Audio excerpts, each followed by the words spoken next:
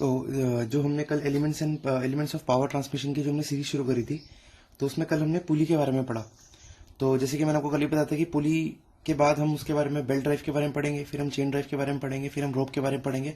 और जितने भी एलिमेंट्स हमारे पावर ट्रांसमिशन, जो हम पावर को एक शाफ्ट से दूसरी शाफ्ट में भेजते हैं, तो जितनी भी चीजें उसको यूज करने के लिए या जितने भी एलिमेंट्स उसको यूज करने के लिए जरूरी है, वो मैं आपको सारे के सारे बताऊंगा। तो इसी सीरीज का जो मेरा सेकंड टॉपिक है वो है बेल्ट ड्राइव। बेल्ट ड्राइव तो ये भी एलिमेंट्स ऑफ पावर ट्रांसमिशन में आता है। तो पहला हमने क्या पढ़ा था? पुली। पहला हमने पुली पढ़ा था और सेकंड हमारा क्या है? Belt drive. तो जब हम पुली पढ़ा रहे थे तो मैंने आपको शुरुआत में बताया था कि जब भी हमारे एक शाफ्ट से हम दूसरी शाफ्ट में एनर्जी का ट्रांसफर करते हैं, वो पावर का जब हम ट्रांसमिशन करते हैं, तो जैसे एक पुली हमारी यहाँ पे लगी है, एक पुली हमारी यहाँ पे लगी है, तो अगर मुझे इन दोनों के बीच में अगर हमें पावर का ट्रांसमिशन करना है तो मैं क्या कर सकता हूँ? अब ऐसा तो कुछ है नहीं कि मैं जो पावर का ट्रांसमिशन है वो वायरलेस कर दूं या बिना किसी मतलब कुछ भी चीजों से, जैसे कि जो पावर का ट्रांसमिशन है एक शाफ्ट से दूसरी शाफ्ट में, इसको करने के लिए मैं क्या करता हूँ? बेल्ट का यूज करते हैं। इसको करने के लिए बेल्ट का, अब खुद तो ये पावर इसमें इससे लेके इस वाली पुली में नहीं जाएगी, तो इसको इससे हमें कनेक्ट करना पड़ेगा। तो कनेक्शन के लिए हम बहुत सारी चीजें यूज कर सकते हैं। तो जैसे कि पहला उसमें है, हम कनेक्शन जो है हम बेल्ट से कर सकते हैं, हम कनेक्शन रोप से कर सकते हैं, हम कनेक्शन चेन से कर सकते हैं। वो हमें जिस मतलब काम के अकॉर्डिंग हम उसको सिलेक्ट करते हैं कि अभी हमें बेल्ट चाहिए, तो वो मैं आपको बताऊंगा कि कब हम बेल्ट ड्राइव यूज करेंगे, कब हम रोप ड्राइव करेंगे। वो हम जब सारे ड्राइव्स पढ़ लेंगे उसके बाद हम उसके बारे में ही पढ़ेंगे कि कब हमें बेल्ट यूज करनी है, कब हमें रोप यूज करनी है और कब हमें चेन यूज करनी है। तो बेसिकली वैसे हम चेन तभी यूज करते हैं जब हमें एनर्जी का जो पावर का जो ट्रांसमिशन है उसमें हमको लॉस नहीं चाहिए, हमको मैक्सिमम पावर ट्रांसफर चाहिए, तब हम चेन का यूज करते हैं। आपने बहुत जगह देखा भी होगा। ठीक है, तो अब हम बेल्ट ड्राइव में पढ़ रहे हैं। तो बेल्ट ड्राइव में पहली बात जो बेल्ट होती है, तो अब हम इसके बारे में पढ़ेंगे। तो हमें, अगर हम बेल्ट की बात करें तो बेल्ट ड्राइव में हमें क्या चाहिए होती है? हमें पुली का भी यूज करना पड़ता है प्लस बेल्ट का यूज करना पड़ता है। तो पहला तो पॉइंट ये है। और जो दूसरा पॉइंट अगर हम इसके बारे में बात करेंगे तो बेल्ट ड्राइव है क्या हमारा, कि अगर हमको एक शाफ्ट से दूसरी शाफ्ट में पावर ट्रांसमिशन करना है तो वो हम किसके थ्रू कर सकते हैं? बेल्ट के थ्रू कर सकते हैं। और जो बेल्ट है हमारी, इसको हम पैरेलल और अनपैरेलल दोनों शाफ्ट में लगा सकते हैं। जैसे ये पैरेलल शाफ्ट है तो हमने यहाँ पे पुली लगा के इसमें बेल्ट में लगा दी। इन केस अगर ये शाफ्ट ऐसा होता तो हम इसको यहाँ पे भी हम बेल्ट को लगा के इसके साथ हम काम कर सकते थे। इसके लिए दूसरी बेल्ट लग जाती, इसके लिए दूसरी बेल्ट लग जाती, तो हम ऐसे भी काम को कर सकते हैं। कहने का मतलब ये है कि जो बेल्ट होती है वो पैरेलल और अनपैरेलल दोनों शाफ्ट में लग सकती है। तीसरा जो बेल्ट का जो हमारा बेसिकली काम होता है, पहला काम तो आपको पता लग चुका होगा कि पावर ट्रांसमिशन करती है एक से लेकर दूसरे तक। और दूसरा जो दूसरा पॉइंट है इसका, वो है कि डायरेक्शन को चेंज करने के लिए, वो हम बेल्ट में जब हम आगे जाके इसके टाइप्स पढ़ेंगे तो जो पहला बेल्ट होती है वो ओपन बेल्ट, मैं आपको बाद में बताऊंगा वो चीज है। लेकिन हम ट्रांसफर हम कैसे कर सकते हैं? अगर हमारी ये पुली है, बाई चांस की डायरेक्शन ये है, तो आपको पता होगा कि अगर ये ऐसे घूम रहा है तो ये ऐसे जाएगा, तो ये भी ऐसे घूमेगा। इसका मतलब ये सेम डायरेक्शन में घूम रहा है, ये सेम डायरेक्शन में घूम रहा है। तो डायरेक्शन चेंज, जो मैंने आपको बोला कि बेल्ट हम डायरेक्शन चेंज करने के लिए भी यूज कर सकते हैं।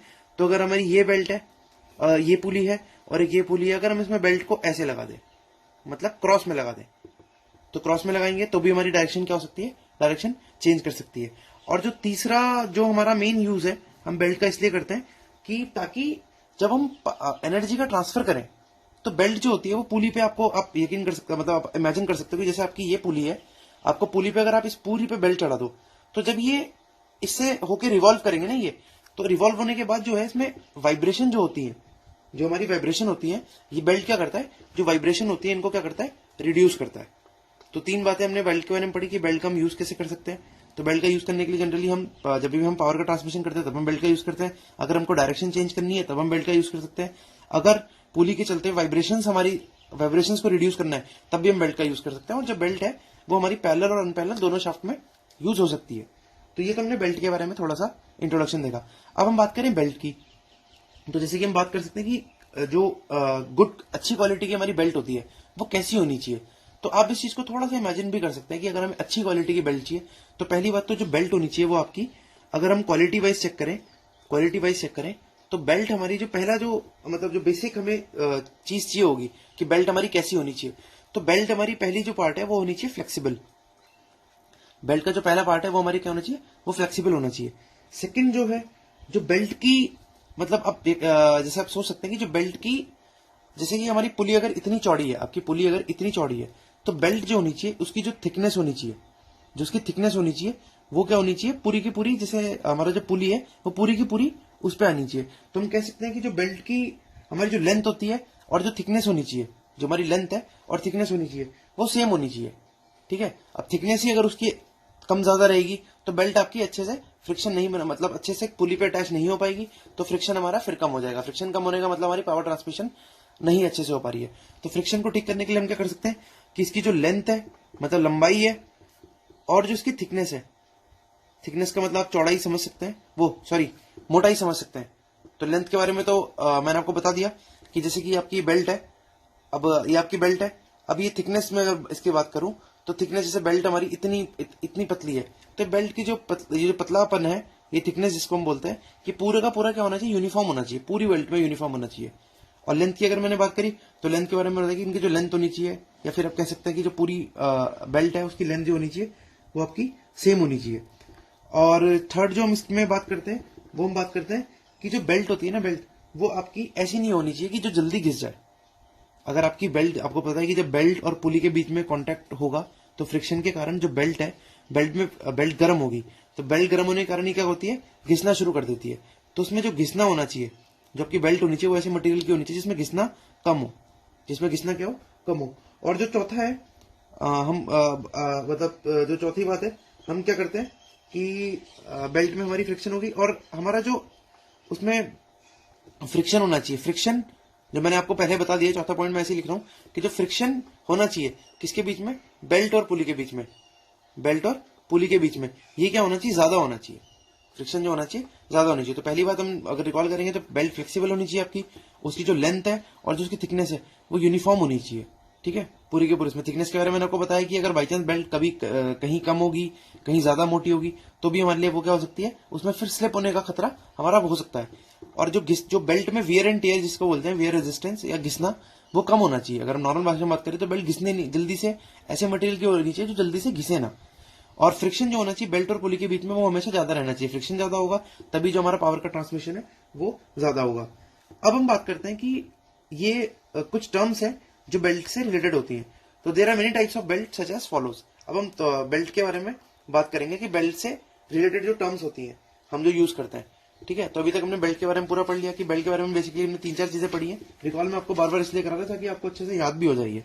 आपके लिए मतलब इसको याद करने के लिए आपको दोबारा वीडियो को ऐसा ना करना पड़े, आप वीडियो के बाद लिखना शुरू कर रहे हैं, उसके बाद आपका मतलब लिखिए आप हमेशा कॉपी पेन लेके, जो पॉइंट्स आपको अच्छे लग रहे हैं वो आप नोट करिए, लेकिन कोशिश होनी चाहिए कि आपको वीडियो देख के ही पूरा का पूरा याद हो जाए, और वीडियो आप या फिर दोबारा देख सकते हैं अच्छे से याद करने के लिए। तो पहले मैंने आपकी बात करी कि बेल्ट हमारी कैसी होनी चाहिए। तो बेल्ट हमारा करती क्या है, पहली बात तो एक पुली से दूसरी पुली के या एक शाफ्ट से दूसरी शाफ्ट के बीच में अगर हमें पावर का ट्रांसमिशन करना है तो हमको बेल्ट यूज करनी पड़ती है। सेकंड जो बेल्ट का काम होता है वो डायरेक्शन चेंज करने के लिए होता है। थर्ड जो काम होता है वाइब्रेशन रिड्यूस करने के लिए होता है। फोर्थ जो काम होता है बेल्ट का वो पैरेलल, मतलब हम कह सकते हैं कि जो बेल्ट है, ये काम नहीं कह सकते, यूज कर सकते हैं एक तरीके से। जो बेल्ट का यूज है वो पैरेलल और अनपैरेलल दोनों शाफ्ट में हम यूज कर सकते हैं। अब हम बात करें बेल्ट की क्वालिटी की, तो फ्लेक्सिबल होनी चाहिए, आपको पता होना चाहिए कि बेल्ट फ्लेक्सिबल होनी चाहिए। अगर फ्लेक्सिबल नहीं होगी तो जैसे मैंने आपको बोला कि फ्रिक्शन ज्यादा होना चाहिए, अगर फ्रिक्शन ज्यादा होगा और बेल्ट फ्लेक्सिबल आपकी नहीं होगी तो बेल्ट क्या हो जाएगी, टूट जाएगी। आपको पता ही है, हार्ड चीजें मतलब वो ब्रिटल नहीं होनी चाहिए, वो फ्लेक्सिबल होनी चाहिए। जो लेंथ है उसकी थिकनेस होनी चाहिए वो क्या होनी चाहिए, सेम होनी चाहिए। तो उसकी जो मतलब लेंथ, हम एक तरीके से लेंथ को हम नेग्लेक्ट कर सकते हैं। तो हम बात करेंगे कि जो उसकी थिकनेस होनी चाहिए एक तरीके से, जो थिकनेस होनी चाहिए वो आपकी क्या होनी चाहिए, यूनिफॉर्म होनी चाहिए। मतलब अगर आपके पास एक पतली आप शीट इमेजिन करिए, तो शीट की जो लेंथ होनी चाहिए वो आपकी, तो थिकनेस जो होनी चाहिए, बार बार मैं लेंथ में बोल देता हूँ, जो थिकनेस होनी चाहिए तो वो क्या होनी चाहिए, हमेशा यूनिफॉर्म होनी चाहिए। मतलब और घिसना बेल्ट का मतलब फ्रिक्शन उसमें वो बेल्ट जो है वो जल्दी से घिसने वाली मटेरियल की नहीं होनी चाहिए। और फ्रिक्शन की अगर हम बात करें तो बेल्ट और पुली के बीच में फ्रिक्शन हमेशा ज्यादा रहना चाहिए पावर ट्रांसमिशन करने के लिए। अब कुछ टर्म्स हैं जो हम इससे रिलेट करते हैं कि वो हमें आगे हेल्प करेंगी जब हम बेल्ट के बारे में पढ़ेंगे। तो पहला जब हम इसमें पढ़ते हैं तो वो पढ़ते हैं हम क्रीप ऑफ बेल्ट, या फिर हम इसको बोलते हैं क्रीपिंग ऑफ बेल्ट। तो भी मैंने आपको बताया कि जब भी आप बेल्ट का यूज करेंगे तो बेल्ट आप कुछ ना कुछ तो लोड आप लोड ट्रांसफर कर रहे होंगे ना, मतलब कहीं ना कहीं लोड पे तो कनेक्ट होगी, तभी तो हम पावर ट्रांसमिशन कर पा रहे हैं। तो अगर हमारा बेल्ट पे लोड जो है अगर वो ज्यादा हो जाए, अगर हमें बेल्ट पे, आप खुद इमेजिन करिए अगर आपकी बेल्ट पे लोड ज्यादा हो जाए तो क्या हो सकता है, या तो वो टूट जाएगी या फिर वो क्या हो जाएगी, खिंच जाएगी, वो लंबी हो जाएगी, अपने जो उसका नॉर्मल साइज है उससे लंबी हो जाएगी। तो हम इसके बारे में ऐसे लिखते हैं कि जब लगातार जब लोड पड़ने पे जो बेल्ट की लेंथ में इंक्रीज हो जाता है, तो हम इसी को क्या बोलते हैं, क्रीप ऑफ बेल्ट बोलते हैं। तो क्रीप ऑफ बेल्ट क्या मतलब है, लेंथ जो बेल्ट की है वो इंक्रीज हो जाना। और लेंथ क्यों इंक्रीज हो रही है, क्योंकि लोड उसमें पड़ रहा है। तो लोड के कारण अगर लेंथ इंक्रीज हो जाती है तो इस वाले टर्म को हम बोलते हैं क्रीप ऑफ बेल्ट। अगर आपसे कोई बोले कि ये क्रीप ऑफ बेल्ट है, तो इसका मतलब आप समझ सकते हैं कि ये क्रीपिंग की वजह से हुआ। तो आप समझ सकते हैं कि इस बेल्ट पे जो है लोड ज्यादा पड़ा होगा, और लोड ज्यादा पड़ने की वजह से ये बेल्ट क्या होगी, लंबी होगी। उसी को हम जो आईटीआई के मतलब भाषा होती है, हम उसमें हम इसको बोलते हैं क्रीप ऑफ बेल्ट। जो सेकेंड हमारा पॉइंट है वो हम बोलते हैं क्राउनिंग ऑफ बेल्ट। तो देखिए क्राउनिंग मैंने आपको पुली में भी बताया था कि क्राउनिंग और शोल्डर का मतलब एक ही होता है। क्राउनिंग मैंने आपको लिखा था वहां पे, ऐसे ही लिखा था, और शोल्डर का मतलब एक ही होता है। इसका मतलब ये क्या है कि हम जब भी पुली जो होती है हमारी, क्राउनिंग का मतलब वो सेम ही है कि पुली का जो हमारा फेस होता है, फेस, आप कंफ्यूज ना हो तो ये फेस होता है, ठीक है, इस वाले पार्ट को हम फेस बोलते हैं। और रिम क्या होता है, रिम का मतलब ये जो चौड़ाई है पूरी, इस पूरे पार्ट को आप रिम बोलेंगे, ठीक है। तो कंफ्यूज नहीं होना, अगर हम इस पूरे पार्ट को एक साथ बोलेंगे तो रिम बोलेंगे, लेकिन अगर मैं पर्टिकुलरली इस पार्ट की बात करूंगा तो ये इसका फेस है, ठीक है। तो रिम का मतलब आप कह सकते हैं कि ये जैसे इतना इतना आपका जो आप टायर अगर आप देखें, आपका सोचिए आप कोई टायर आपका ऐसे करके गोल रिवॉल्व करके है, तो रिम क्या है, आपने साइकिल में रिम देखा ही होगा, ये चौड़ाईपन इसकी कितनी है, ये इसका रिम हो गया। और इस सरफेस को मैं क्या बोलूंगा, फेस बोलूंगा। तो इसमें कंफ्यूजन जनरली बच्चों को हो जाता है कि फेस और रिम में क्या डिफरेंस है, तो वो बेसिकली ये डिफरेंस है। तो फेस को हम क्या करते हैं, फेस को हम हल्का सा उठा देते हैं, फेस को हम हल्का सा उठा देते हैं और साइड से इसको थोड़ा सा कम कर देते हैं, तो जिसके कारण क्या होता है, बेल्ट में स्लिप ना हो। अब हमें हमेशा पता होगा कि जब भी दो पुली चलेंगे, अगर बेल्ट हमारी स्लिप होगी बार बार, तो एनर्जी ट्रांसफॉर्मेशन या फिर पावर जो ट्रांसफॉर्मेशन होगा वो नहीं हो पाएगा। तो उसको रिड्यूस करने के लिए हम क्या करते हैं, फेस को हल्का सा उठा देते हैं, और इसी प्रोसेस को हम क्राउनिंग बोलते हैं। थर्ड जो हम इसमें बात करेंगे, हम इसे बात करेंगे रेजिन पाउडर की। हम किसे बात करेंगे, रेजिन पाउडर की, रेजिन पाउडर। तो अब मैंने आपको बताया कि क्रीपिंग ऑफ बेल्ट, मैंने आपको बताया कि लोड बढ़ने से लेंथ आपकी बढ़ जाती है, इसके कारण आपकी बेल्ट जो होती है, बेल्ट का जो साइज है वो क्या हो जाता है, बढ़ जाता है। तो इसके कारण क्या होता है, जब साइज बढ़ जाएगा तो बेल्ट क्या हो जाएगी, स्लिप होना शुरू हो जाएगी या ढीली हो जाएगी, तो आपको ऑब्वियसली पता है कि स्लिप हो जाएगी। तो उस चीज को रिड्यूस करने के लिए, क्रीपिंग को रिड्यूस करने के लिए मैं रेजिन पाउडर उसमें बेल्ट में डाल देता हूं, ठीक है। मतलब मैं नहीं डालता, जो भी हम काम करते हैं सब लोग डालते हैं। तो क्रीप को खत्म करने के लिए हम रेजिन पाउडर डाला जाता है। क्रीप में क्या हो जाएगा, लेंथ बढ़ जाएगी, लेंथ बढ़ने से बेल्ट आपकी लूज हो जाएगी, बेल्ट लूज होने के कारण इससे स्लिप होने लग जाएगी, सिंपल सी बात है। स्लिप को रिड्यूस करने के लिए तो रेजिन पाउडर क्या करता है कि बेल्ट का हल्का सा थिकनेस उसको जकड़ के रखता है, हल्का सा और टाइट कर देता है, ठीक है। और जो फोर्थ हम बात करेंगे वो हम बात करेंगे इसकी ड्रेसिंग ऑफ बेल्ट। फोर्थ हम बात करेंगे किसकी, ड्रेसिंग ऑफ बेल्ट। तो ड्रेसिंग ऑफ बेल्ट में अभी जैसे कि अभी आपने पढ़ा कि हमारी जब लेंथ आपकी बढ़ जाएगी तो हमारा क्या होता है कि लेंथ बढ़ने के कारण हमारा जब लेंथ बढ़ जाती है तो हमारी, उसको हम क्रीप ऑफ बेल्ट बोलते हैं। उसको रिड्यूस करने के लिए हम क्या करते हैं, रेजिन पाउडर का डालते हैं। तो ड्रेसिंग में भी हम मतलब यही बात करेंगे कि जब भी हम पुली चलते, मतलब जब पुली और जो आपकी बेल्ट है ये जब चलती रहेगी ना, तो इनके बीच में फ्रिक्शन बढ़ जाता है। आपको मैंने पहले ही बताया कि फ्रिक्शन क्या होता है, बेल्ट और पुली के बीच में बढ़ नहीं जाता, हम बढ़ाते भी हैं, बढ़ना भी चाहिए, जरूरी भी है, लेकिन फ्रिक्शन कहीं ना कहीं बढ़ेगा। तो उसके कारण क्या होता है कि जो बेल्ट है आपकी उसमें क्रैक्स पड़ने लग जाते हैं। बेल्ट में क्या हो जाता है, क्रैक्स पड़ने लग जाते हैं या फिर वो लूज हो जाती है, ठीक है। बेल्ट में आपकी थ्रेड भी आ सकती है।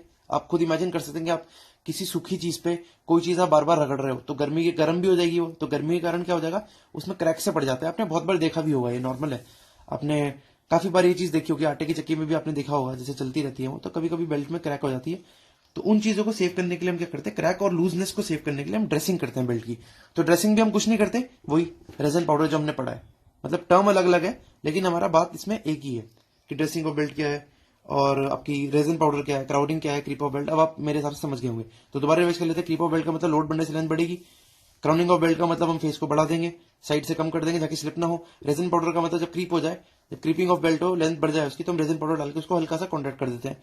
ड्रेसिंग ऑफ बेल्ट भी सेम ही है कि जब बेल्ट और पुली आपके चलेंगे तो उसमें क्रैक्स आने लग जाएंगे बेल्ट में, और या फिर उसकी लेंथ जो हो जाएगी बढ़ जाएगी, तो रेजिन पाउडर डाल के हम उसकी ड्रेसिंग कर सकते हैं। ड्रेसिंग का मतलब जैसे आपकी चोट वगैरह लगती है तो हम बोलते हैं ड्रेसिंग करा के आ जा, ड्रेसिंग करा के आ जा। आपने बहुत बार वर्ड सुना होगा, इसका मतलब उसको ठीक कर दे, उसमें उसको ठीक करा के आ जाओ।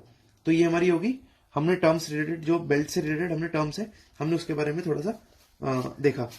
अब हम बात करेंगे, हाँ, तो अभी हम कह रहे थे कि अब हम बात करेंगे किसकी, कि मटेरियल जो बेल्ट को बनाने में, मतलब जैसे मटेरियल के हिसाब से हम बेल्ट को कितने पार्ट में डिफाइन, मतलब कितने कितने टाइप की हमारी बेल्ट होती है अगर हम मटेरियल वाइज इसको चेक करें।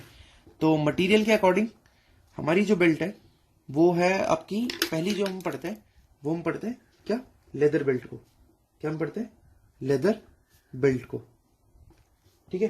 तो हमेशा याद रखना कि जो लेदर बेल्ट है हमारी, ये अगर हमारा वेट कम है, अगर उस पर लोड कम है बेल्ट पे, तो हम जनरली इसका यूज क्या होता है, लेदर बेल्ट का तब करते हैं। और क्यों करते हैं, क्योंकि जो लेदर की जो बेल्ट होती है ना, वो हमारे लेदर के, जो हमारा लेदर है इसके छोटे छोटे पीसेस को, जो लेदर के हमारे छोटे छोटे पीसेस होते हैं ना, लेदर के छोटे छोटे पीसेस हैं, इसको हम कंबाइन करके बेल्ट को बनाते हैं, ठीक है। तो लेदर जो बेसिकली जो लेदर बेल्ट हमारी बनती है वो छोटे छोटे पीसेस को कंबाइन करके बनती है। अब हम अगर इसमें ज्यादा लोड डालेंगे तो आपको पता है कि बेल्ट टूट जाएगी। तो सिंपल सी बात है कि आपको क्या रखना है कि लेदर बेल्ट जो है वो क्या होती है, छोटे छोटे टुकड़ों को लेदर के मिला के बनाई जाती है, ठीक है। और इसके बारे में बुक में जैसे इसके बारे में मेंशन है कि जो इसकी थिकनेस होती है लेयर की बेल्ट की, ये 5 से 8 mm होती है, और 2 लेयर की होती है, ठीक है। अगर 2 लेयर की होगी तो 8 से 10 mm उसकी जो हो जाती है। मतलब ये आपको याद करने की जरूरत नहीं है, इतना बेसिकली इंपॉर्टेंट, इतना इंपॉर्टेंट ये चीज नहीं है। तो जनरली जो बेल्ट आपकी, ज्यादातर जो बेल्ट आपकी पाई जाती है वो इसी साइज में पाई जाती है, 5 से 8 के बीच में। या बेल्ट ज्यादा इतनी मोटी थोड़ी ना होगी, बेल्ट हमारी जनरली पतली होती है, तो इस चीज को तो आप निगलेक्ट कर सकते हैं। लेकिन बस ये पता होना चाहिए कि लेदर बेल्ट कब यूज होगी, जब वेट कम होगा। क्यों, क्योंकि जो लेदर की बेल्ट है वो हम छोटे छोटे टुकड़ों को मिला के हम इसकी लेयर को बना के इसको बनाई जाती है लेदर की बेल्ट को, ठीक है। जनरली हम 2 लेयर रखते हैं इसमें, कम वेट के लिए यूज होती है। सेकंड जो पार्ट है वो हमारी बोलते हैं इसको कॉटन और कैनवास बेल्ट। तो जैसे कैनवास बेल्ट से आप पहले से फेमिलियर होंगे, जो कैनवास के आप शूज भी घर में क्या मतलब आपने बीच में काफी कैनवास के शूज आया करते थे। कैनवास का मतलब क्या होता है, कपड़े के, कपड़ा, ठीक है। तो कपड़े की बेल्ट, तो अब आपको पता है कि जो कपड़े की बेल्ट है, तो इसमें मतलब जो कैनवास की जो बेल्ट है, ये भी हम क्या करते हैं, कपड़े की लेयर को कंबाइन करके बनाते हैं, ठीक है। कपड़े की लेयर ये रही, एक लेयर ये रही, हमने इसको कंबाइन करके बना दिया। लेकिन इसकी जो स्ट्रेंथ होती है वो कंपैरेटिवली लेदर बेल्ट से ज्यादा होती है। तो लेदर बेल्ट किसकी बनेगी, लेदर के छोटे छोटे टुकड़े को आपने ज्वाइन करके बना दिया। नाम से ही आपको पता लग रहा है कैनवास की बेल्ट का मतलब, या कॉटन की बेल्ट क्या है, कपड़ा आपने लिया, कपड़े की लेयर बनाई। आपने देखी होंगी यार ऐसे करके सीधी सीधी कपड़े की बेल्ट आपने, जैसे काफी बार फोल्डिंग्स वगैरह में आपने देखे जाएंगे, तो मटेरियल अलग होता है, लेकिन मैं बेसिकली आपको आइडिया देना चाह रहा हूँ कि वो कैसी हो सकती है, तो कैसी होती है। तो कपड़े वाली बेल्ट होगी, इसको भी कंबाइन करके बनाते हैं। अब जो थर्ड बेल्ट है वो है रबर बेल्ट। तो बेसिकली ये इंपॉर्टेंट बेल्ट है आपकी रबर बेल्ट। तो रबर बेल्ट का मतलब क्या होता है, रबर बेल्ट का मतलब है कि हम जब लेदर की और कैनवास की बेल्ट को हम क्या करते हैं, इनको कंबाइन करके इनको वल्केनाइज करते हैं, ठीक है। तो हमने क्या करा, लेदर की बेल्ट को प्लस कॉटन की बेल्ट को हमने जब इन दोनों को कंबाइन किया और फिर इनको वल्केनाइज किया, आप समझ सकते हैं जैसे कि आपने इसको वल्केनाइज करके आपने इसको क्या बनाया, आपने ये रबर की बेल्ट बना दी, ठीक है। तो इस वाली बेल्ट में क्या होता है, इस वाली बेल्ट का फायदा यही होगा कि रबर की बेल्ट में आपको पता ही है कि नॉइस वगैरह जो तो वो है वो थोड़ा सा कम होता है। तो लेदर की बेल्ट, रबर की बेल्ट आप समझ गए होंगे कि लेदर प्लस कॉटन को आपने वल्केनाइज करा, और वल्केनाइज करके, अगर आपको वल्केनाइज का मतलब नहीं पता तो ये मैं आपको बताऊंगा, लेकिन इसके लिए थोड़ा सा आपको डिटेल थोड़ा बतानी पड़ेगी, इसलिए मैं इस चीज को भी यहीं स्किप करता हूँ। तो आपको पता होना चाहिए बस कि रबर बेल्ट क्या है, लेदर प्लस कॉटन, इन दोनों का कॉटन का कॉम्बिनेशन है। इन दोनों कॉटन का कंबाइन करा, आपने वल्केनाइज करा इनको, और आपने क्या करा, आपने इसको बना दिया। वल्केनाइज का मतलब आप सिंपल समझ लो कि आपने लेदर गर्म करा, थोड़ा सा इसको पिघलाया और आपने कॉटन पे डाल दिया, तो भी आपकी एक बेल्ट बन जाएगी। तो उसी को रबर को बोलते हैं। जैसे रबर वल्केनाइज करके बनता है, तो जनरली पता होगा, मैं आपको फर्दर इसके बारे में। तो अब हम बात करेंगे बेसिकली नायलॉन बेल्ट की। तो नायलॉन बेल्ट की जैसे भी हमने बात करी है कि लेदर बेल्ट, कैनवास बेल्ट और हमारी रबर बेल्ट। अब जो नायलॉन बेल्ट आपकी है, नायलॉन बेल्ट क्या करती है, जब हम कैनवास, ये एक बेल्ट होती है जिसमें हम क्या करते हैं, ऊपर की तरफ क्या लगाते हैं, कैनवास की बेल्ट लगाते हैं, ठीक है, और नीचे की तरफ क्या लगाते हैं, लेदर की बेल्ट लगाते हैं, ठीक है। तो अगर हमारी ऊपर की तरफ इसमें कैनवास की बेल्ट हो गई और नीचे की तरफ लेदर होगा, तो इसी को हम क्या बोलते हैं, नायलॉन की बेल्ट बोलते हैं, ठीक है। तो रबर की बेल्ट आप समझ गए होंगे कि जब हमने लेदर और कैनवास, जब हमने लेदर की बेल्ट को और जब हमने रबर की बेल्ट को हमने क्या करा, इनको कंबाइन करा और इनको वल्केनाइज कर दिया, तो इसके बाद हमारी क्या बनी थी, रबर बेल्ट बनी थी। तो नायलॉन बेल्ट अगर मैं बात करूं, तो कैनवास बेल्ट और लेदर बेल्ट को अगर हमने कंबाइन कर दिया, तो उसके बाद हमें क्या बनती है, नायलॉन बेल्ट मिलती है। तो इनके जो यूज होते हैं, ये साउंड क्या होती है, बहुत कम प्रोड्यूस करती है, इसलिए हम लोग उसको ज्यादा यूज करते हैं, ठीक है। और जो सेकंड इसका पॉइंट है, सेकंड जो इसका बहुत इंपॉर्टेंट पॉइंट है वो क्या है, जितनी भी हमारी हाई स्पीड मशीन होती है, जितनी भी हमारी हाई स्पीड मशीन्स होती हैं, उसमें भी हम किसका यूज करते हैं, नायलॉन बेल्ट का यूज करते हैं। जैसे कि ग्राइंडिंग मशीन हो गई आपकी, आपने ग्राइंडिंग मशीन को कभी खोला होगा तो आपको पता लग जाएगा, और जो स्पिनिंग मशीन हो गई आपकी, ठीक है, और जो आपकी वेयरिंग मशीन होगी, वेयरिंग मिल मतलब कह सकते हैं। तो वेयरिंग मिल में, ग्राइंडिंग मिल में, स्पिनिंग में और वेयरिंग मिल में आप क्या करते हैं, हाई स्पीड मशीन का आप क्या करते हैं, इन मशीन में नायलॉन बेल्ट का आप यूज करते हैं, क्योंकि नायलॉन बेल्ट क्या होती है, काफी अच्छे से, इसमें साउंड कम होती है और काफी मजबूत भी होती है। और तभी हम इसको ग्राइंडिंग क्योंकि आपको बताइए फास्ट मशीन है, ग्राइंडिंग बहुत तेज चलती है, ग्राइंडर आपने देखा होगा अपनी वर्कशॉप में, तो हम वहां भी इसका यूज करते हैं। अब हम बात करेंगे किसकी बात की, टाइप्स ऑफ बेल्ट। बेल्ट के हमारे टाइप्स कैसे होते हैं, टाइप्स ऑफ बेल्ट। तो टाइप्स ऑफ बेल्ट में हम पहली जो बेल्ट पढ़ते हैं वो होती है फ्लैट बेल्ट। फ्लैट बेल्ट, तो फ्लैट बेल्ट तो आपने बहुत जगह देखी होगी आपकी। कुछ ये बेल्ट है आपकी, जैसे कि अगर हम बात करूं तो आपने ऐसे फ्लैट बेल्ट आपने मतलब काफी देखी होगी, जैसे ऐसे ऐसे करके एक बेल्ट बन जाती है, देखी होगी आपने, जैसे आटे की चक्की में आपने फ्लैट बेल्ट ही देखी होंगी। तो फ्लैट बेल्ट जो है बेसिकली जो हम इसका जो मतलब इसका जो क्रॉस सेक्शन होता है वो रेक्टेंगुलर होता है। क्या होता है, रेक्टेंगुलर होता है। क्रॉस सेक्शन का मतलब जो ये वाला पार्ट है, जैसे आप इमेजिन करिए कि आपके पास कोई पतली शीट है एक बेल्ट की, पतली शीट को आप ऐसे देख रहे हैं, जैसे आप मानिए ये एक बेल्ट है आपकी, आप इसको ऐसी ये बेल्ट है एक पूरी, तो आप इसको देखिए, इसका जब आप फ्रंट फेस देखेंगे तो ये क्या होगा कि रेक्टेंगल की शेप में, क्या है, रेक्टेंगल की शेप में, ठीक है। तो इसलिए इसका जो सरफेस एरिया जो होता है इसका, जिसका क्रॉस सेक्शन जिसको हम बोलते हैं वो क्या होता है, रेक्टेंगुलर होता है, ठीक है। अब इसमें इसका जो हम मतलब बात करेंगे, तो इसमें जो इस बेल्ट को हम क्लासिफाई करते हैं किससे, ब्रेथ थिकनेस से। तो थिकनेस जैसे मैंने अभी आपको थोड़ी देर पहले भी बताया था कि थिकनेस क्या है, कि जब हम बेल्ट हम यूज करते हैं तो हमारी जो थिकनेस होनी चाहिए वो सेम होनी चाहिए। लेकिन इसका जो क्लासिफिकेशन है वो हम कैसे करते हैं, ब्रेथ थिकनेस से। तो ब्रेथ थिकनेस आप समझ सकते हैं, ब्रेथ की थिकनेस, तो ये तो आपकी लेंथ हो गई, ठीक है, एक तरीके से ये लेंथ होगी, लेकिन ये आपकी ब्रेथ होगी, ये आपकी क्या होगी, ब्रेथ, ये वाला पार्ट जो आपकी ब्रेथ है। तो ब्रेथ की थिकनेस से आप इसको क्लासिफाई कर सकते हैं कि आपकी बेल्ट, अब ब्रेथ थिकनेस से बात करूं तो इतनी चौड़ी होनी चाहिए, वो डिपेंड करेगा यूज पे, इतनी चौड़ी होनी, इतनी चौड़ी है, इतनी चौड़ी है, तो ब्रेथ की थिकनेस पे डिपेंड करती है, ये थिकनेस पे डिपेंड नहीं करती, ठीक है। थिकनेस आप ऐसे मान सकते हैं कि अगर आपकी ये पूरी बेल्ट है तो ये आपकी थिकनेस हो गई, ठीक है, ये इसकी लेंथ हो गई और ये इसकी ब्रेथ है, तो हम इसको ब्रेथ थिकनेस से या फिर बेल्ट की लेंथ से, बेल्ट की लेंथ की आपकी कितनी लंबी बेल्ट है, हम इसको वहां पे वैसे करके उस तरीके से हम इसको क्लासिफाई कर सकते हैं, ठीक है। तो बेल्ट के बारे में हमने क्या पढ़ा, रेक्टेंगुलर क्रॉस सेक्शन होगा, ब्रेथ थिकनेस के हिसाब से हम इसको क्लासिफाई करेंगे या लेंथ के हिसाब से हम इसको क्लासिफाई करेंगे।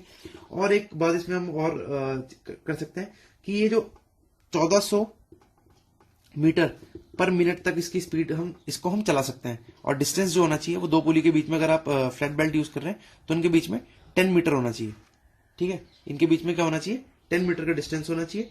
तो अगर 10 मीटर का डिस्टेंस है तो आप इसको कितनी स्पीड पे चला सकते हैं, 1400 मीटर पर मिनट। ये इंपॉर्टेंट नहीं है, लेकिन फिर भी मैंने आपको बता दिया, बुक में मेंशन करा हुआ था। आपको बेसिकली क्या बताना चाहिए, फ्लैट बेल्ट में जो क्वेश्चन आता है वो आता है कि किस बेल्ट का जो क्रॉस सेक्शन होता है रेक्टेंगुलर होता है, तो आपको बताना चाहिए फ्लैट बेल्ट का किस बेल्ट को हम ब्रेथ थिकनेस के हिसाब से, या ब्रेथ के हिसाब से हम इसको, थिकनेस आप छोड़ दीजिए, ब्रेथ के हिसाब से हम इसको क्लासिफाई करते हैं और लेंथ के हिसाब से करते हैं, तो आपकी वो क्या होगी, फ्लैट बेल्ट होगी, ठीक है। अब हम उसके बाद करेंगे, इसके बाद आती है आपकी वी बेल्ट। तो आपकी जो वी बेल्ट है, सेकंड जो बेल्ट है वो आपकी कौन सी है, वी बेल्ट है। हाँ, तो जो हमारी वी बेल्ट है, तो वी बेल्ट के बारे में अगर हम वी बेल्ट की अगर हम फिगर, वी का मतलब आप जैसे हमने की वी बेल्ट पुली में हमने पढ़ा था, वी बेल्ट पुली का मतलब उसमें वी टाइप के, मैंने बोला था कि पुली जो होगी पुली में भी वी टाइप के खांचे होंगे, और इसमें जो हम वी बेल्ट चढ़ाएंगे, ये मैंने आपको बताया था, तो उसमें भी खांचे क्या होंगे, वो वी शेप के होंगे। क्या होगी, जो आपकी वी बेल्ट है वो कैसी होगी, वी शेप की होगी, तभी ये इस पुली में चढ़ जाती थी, ठीक है। तो वी बेल्ट जो हमारी है, इसकी जो शेप होती है, अगर मैं इसकी शेप को आपको मतलब समझाऊं, अगर आपको आपने कभी देखी भी हो तो इसकी जो शेप है वो ऐसे रहती है, ऐसे, सॉरी, ये स्ट्रेट, ऐसे ऐसे ऐसे करके, और फिर ये बेल्ट जो है आपकी ऐसे, ये बुक से मैं डायग्राम को बना रहा हूं, तो मेरे डायग्राम ज्यादा अच्छे बनते नहीं है, तो आपकी जो वी बेल्ट है वो कुछ ऐसे करके दिखती है, वी बेल्ट जो आपकी है वो ऐसे करके दिखती है। और जो वी बेल्ट है, ये हमारी जो दो बेल्ट, हमारी मतलब जो हमारे जो बेल्ट है, अगर हम हमारी दो बेल्ट होती हैं, एक तो नायलॉन बेल्ट है, हमने अभी पढ़ा, तो नायलॉन बेल्ट के बारे में जब हमने पढ़ा तो हमने बोला था कि नायलॉन बेल्ट में क्या होती है कि बीच में तो आपकी नायलॉन की थ्रेड होती है, नायलॉन थ्रेड होती है, ऊपर आप कैनवस कैनवस जो हमारी लेयर, ऊपर हम क्या करते हैं, कैनवस की बेल्ट होती है उसकी लेयर को लगा देते हैं, और नीचे हम लोग लेदर की जो बेल्ट है हम उसको लगा देते हैं, ठीक है, और बीच में नायलॉन थ्रेड होती है, तो इस सबको मिला के हमारी क्या बनती है, नायलॉन बेल्ट बनती है। तो सेकंड अगर मैं वी बेल्ट की अगर आपसे बात करूं, हाँ, तो वी बेल्ट जो है आपकी, इसमें मैं आपको वी बेल्ट के बारे में बता रहा था, तो वी बेल्ट जो है आपकी वो जो वी बेल्ट की शेप है, हमारी शेप इसकी कुछ इस तरीके से होती है, मैं बुक से देख के डायग्राम बनाया, ये शेप इसकी ऐसे रहेगी। और जो वी बेल्ट है आपकी, इसके बारे में अगर मैं आपसे बात करूं तो इसमें जो वी बेल्ट है, अगर हमारी बेल्ट की बात करूं तो दो टाइप की बेल्ट होती है जो वल्कनाइज करके बनती है, ये आपको पता होना चाहिए। एक तो आपकी नायलॉन बेल्ट है, नायलॉन बेल्ट में आप क्या करते हैं, नायलॉन की थ्रेड होती है, उसके ऊपर आप कैनवस की लेयर लगा देते हैं, उसके नीचे आप लेदर की लेयर लगा देते हैं। तो उसको जब इसके ऊपर चिपका देते हैं तो ये हमारी कौन सी बेल्ट बनती है, नायलॉन की बेल्ट। तो सॉरी, नायलॉन की बेल्ट आपकी वल्कनाइज करके नहीं बनती, लेकिन नायलॉन की बेल्ट ऐसे बनती है, एक तरीके से मैं आपको बताना चाहूंगा। तो वल्कनाइज करके आपको पता है कि रबर की बेल्ट आपने वल्कनाइज करके बनाई थी। जो सेकंड बेल्ट आपकी वल्कनाइज करके बनती है वो बनती है वी बेल्ट। तो वी बेल्ट में आप क्या करते हैं कि आप नायलॉन की थ्रेड को, जैसे कि मैंने आपको ये बताया था कि नायलॉन की आपकी थ्रेड होगी और आप इसमें कोटिंग किसकी कर देंगे, नायलॉन की थ्रेड में आप किसकी कोटिंग कर देंगे, कैनवस की या लेदर की, आपने इसमें कोटिंग कर दी, ठीक है। और वी बेल्ट भी आपकी क्या बनती है, वल्कनाइज करके ही बनती है, ठीक है। तो ये कैसे कैसे बनती है, अगर आपने कैनवास को प्लस कैनवास को और आपने कैनवास में अगर आपने रबर को, कैनवास में आपने रबर को या फिर कैनवास में आपने कैनवास और रबर को अगर आपने क्या करा, किसी नायलॉन थ्रेड पे कैनवास और रबर को, मतलब कैनवास भी आप ले सकते हैं या फिर रबर भी आप ले सकते हैं, और आपने इसकी कोटिंग क्या कर दी किसी अगर आपने इसकी कोटिंग किसी भी नायलॉन थ्रेड पे कर दी, तो इससे आपकी क्या बनती है, इसी को हम वल्कनाइजेशन भी बोलते हैं, इसी प्रोसेस को हम वल्कनाइजेशन भी बोलते हैं, ठीक है। और इससे आपकी जो बेल्ट बनेगी वो क्या बनेगी, वी बेल्ट बनेगी। और जो वी बेल्ट होती है इसमें जो एंगल होता है वो हम जनरली किसका रखते हैं, 40 डिग्री रखते हैं। और वी बेल्ट का हम वैसे हम क्लासीफाई करते हैं ABCD टाइप में हम इसको क्लासीफाई करते हैं। मैं आपको ये चार्ट दिखा देता हूँ, तो जिससे कि आप इसका स्क्रीनशॉट लेके अगर आपको पढ़ना है, तो जो वी बेल्ट है हम इसको क्लासीफाई करते हैं किसमें, ABCDE पार्ट में। और फिर उसके बाद हम इसके डिपेंड करेगा कि उसकी नॉर्मल विड्थ कितनी है और उसकी थिकनेस कितनी है। थिकनेस इसकी नहीं, थिकनेस हम बात करेंगे कि जैसे कि थिकनेस जो है आपकी, अगर आपकी वी बेल्ट आपकी यूज हो रही है वी पुली में, तो वी पुली में अगर आप क्या बोलते हैं चेक कर रहे हैं, तो वी पुली में डिपेंड करेगा। तो जैसे कि वी पुली अगर आपकी है तो ये ABCD टाइप की यूज होती है। और जो पुली हमारी होती है, पुली में अगर आपकी जो जैसे आपका जो दाते हैं, जो आपकी पुली के दाते हैं, ये बेल्ट जो है उस पर डिपेंड होगी। आपको ऑब्वियसली आपको पता ही होगा कि अगर आपकी जो ये इन दोनों के इसकी जो बेल्ट इसकी थिकनेस कितनी है, ठीक है, इसकी विड्थ कितनी है, इस वाले जो आपकी जिसमें वो जाएगी, अगर इमेजिन कर सकते हैं तो आप कर सकते हैं।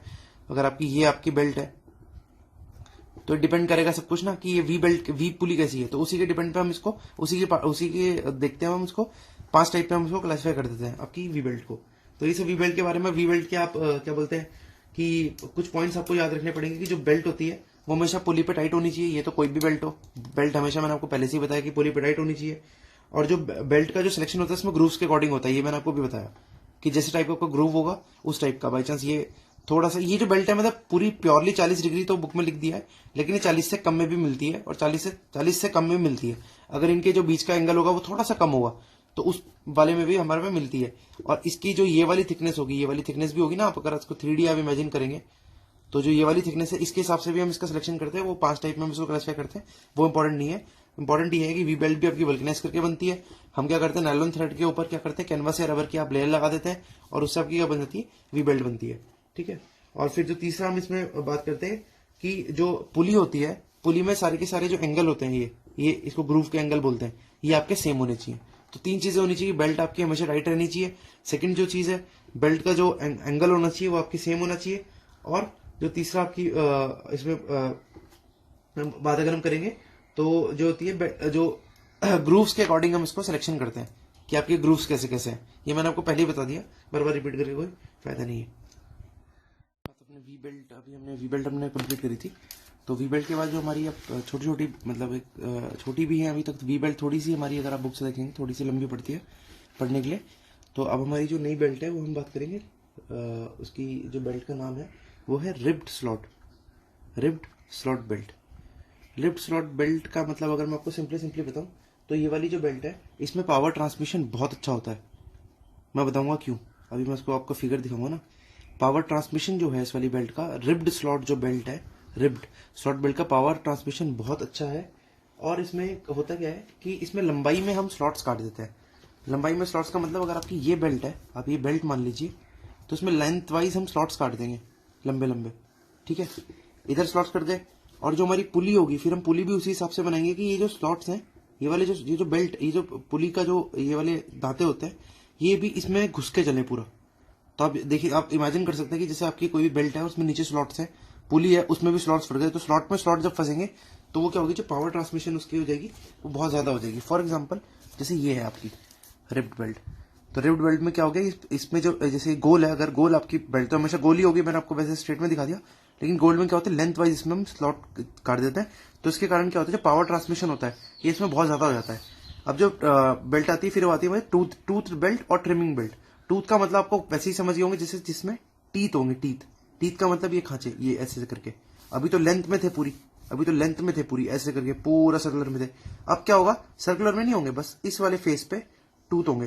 तो आप इसमें इमेजिन कर सकते हो ये आपकी पुली, इस वाली पुली में ऐसे करके, तो दांते इसमें आपस में फंस जाएंगे, ये दांते इसमें आपस में फंस जाएंगे। तो ये भी क्या होती है, इसमें पावर ट्रांसमिशन बहुत अच्छा होता है। अभी जो लिंक बेल्ट आती है इसमें नहीं। लिंक बेल्ट में हमारा जो सबसे अच्छा लिंक बेल्ट जो है हमारी बनती है छोटे छोटे टुकड़ों को जोड़ के। पर ये किसके होता है, हमेशा याद रखना, लेदर के छोटे टुकड़ों को जोड़ के बनती है। जो आपकी लिंक बेल्ट है ये लेदर के छोटे टुकड़ों को जोड़ के बनती है। और इसमें ज्यादा कुछ है नहीं मतलब इसके बारे में। तो इसकी फिक्स लेंथ जो होती है उसकी फिक्स नहीं होती है। आप छोटे छोटे को जोड़ के बना रहे हैं तो उसमें लेंथ आपकी कभी भी फिक्स नहीं होगी। और अब हमेशा आपको वी बेल्ट के बारे में एक चीज और बताना चाहूंगा। जो वी बेल्ट आपकी होती है ना, वी बेल्ट में क्या होता है, कभी भी जॉइंट्स नहीं होते। वी बेल्ट में ना जॉइंट नहीं होते। वी बेल्ट आपकी पूरी सीधी बेल्ट होती है। इसलिए हम इसको बेस्ट मानते हैं पावर ट्रांसमिशन के लिए, क्योंकि इसमें जॉइंट्स वगैरह नहीं होंगे तो इसमें वेयर एंड टेयर जो होता है वो कम होता है। तो इसलिए हम वी बेल्ट को भी अच्छा मानते हैं। वैसे सारी बेल्ट अपने अपने यूज के अकॉर्डिंग हम इसको क्लासीफाई करते हैं। तो उसी में हम लोग अब ये जो बेल्ट के टाइप से हमने वी बेल्ट पढ़ा, हमने रिब्ड बेल्ट देख लिया। रिब्ड बेल्ट सिंपल, लेंथ में स्लॉट्स कटे होंगे, अच्छा पावर ट्रांसमिशन करता है। टूथ बेल्ट जो आपका होगा तो टूथ बेल्ट में आपके टीथ कटे होंगे तो इसमें ऐसे करके चलेंगे। लिंक बेल्ट आपके छोटे टुकड़ों को बनाई जाएगी लेदर के।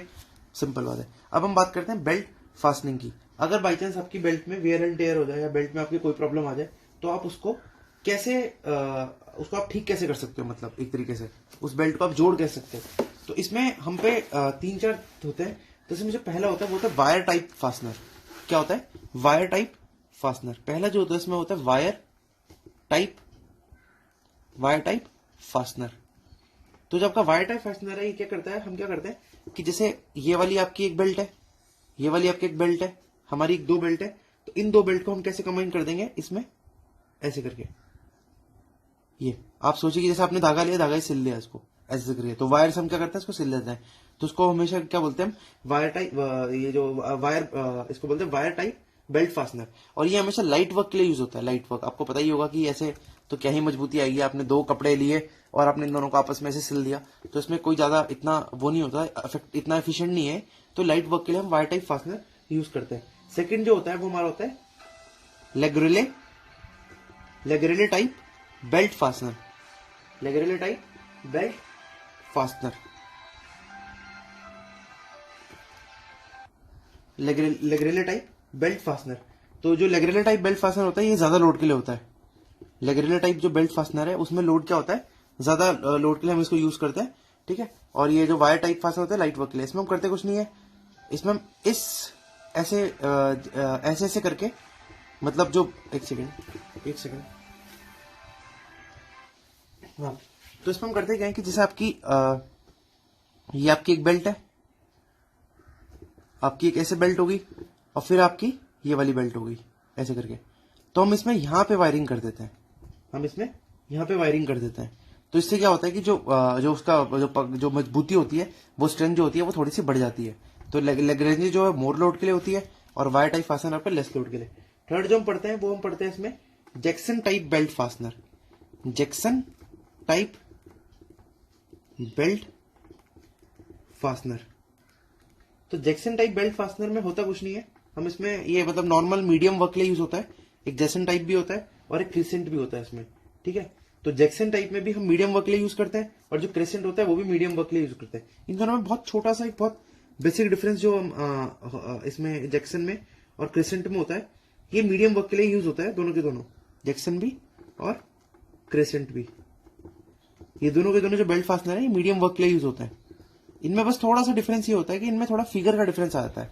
कि जैसे आपने अगर मैं जैक्सन की बात करूं तो आपने ये रखा, आपने यहाँ पे 2 बोल्ट लगाए, आपने इनको ऐसे करके कंबाइन कर दिया, ठीक है। ये तो आपका हो गया किसमें, क्रिसेंट में, जैक्सन में, सॉरी ये जैक्सन में हो गया। अब क्रिसेंट में आप क्या करेंगे, जैसे आपने ये 2 कंबाइन करे थे आपने अभी ऐसे कंबाइन करे थे, अब क्रिसेंट में आप क्या करेंगे, इन दोनों को आपस में भी कंबाइन कर देंगे, ठीक है। तो ये आपका क्रिसेंट में हो गया। ये भी मीडियम वर्क के लिए होता है, ये भी मीडियम वर्क के लिए होता है। ये दोनों इंपॉर्टेंट नहीं है, ये एक्चुअली हमारी बुक में प्रेजेंट नहीं है, लेकिन ये मैंने थोड़ा जिस सोर्स से मैंने मतलब जहां से मैं पढ़ता हूँ, ये वहां से मेरे को मिले हैं, जैक्सन और क्रिसेंट, ठीक है। अब तो जो हमारा एक और टाइप का आता है वो होता है एलिगेटर टाइप। एलिगेटर, वो क्या होता है? Alligator type. तो एलिगेटर टाइप जो होता है वो हमारा काफी इसको अच्छा माना जाता है। वो क्यों माना जाता है? क्योंकि इसमें क्या रहते हैं, जैसे आपकी एक बेल्ट है, आपकी ये एक बेल्ट है, इसमें टूथ कटे हुए होते हैं, टीथ। आप जैसे इमेजिन कर सकते हैं कि आपने कॉम्ब, जो घर में आप कंघी लेते हैं, उस कंघी में आपने ऐसे ऐसे करके आप इमेजिन करिए बहुत सारे टीथ्स हैं। फिर ऐसी दूसरी कंघी है, इसमें भी बहुत सारे टीथ्स हैं। और आप इसको क्या करते हैं, ये कंघी होती तो नहीं है, आप बनाते हैं इसको ऐसे करके, स्लॉट्स काट देते हैं आप इसमें, और उनको ऐसे करके टाइट कर देते हैं। ठीक है। तो इसीलिए इसको एलिगेटर जो टाइप का जो फास्टनर होता है, ये काफी अच्छा माना जाता है, एलिगेटर टाइप। तो हमने 4 टाइप के पढ़े: wire type, Legrelle type belt fastener, crescent, Jackson, alligator. तो alligator is one of the best. तो इसी के साथ साथ हमारा जो बेल्ट जो टॉपिक है ये हमारा खत्म होता है। तो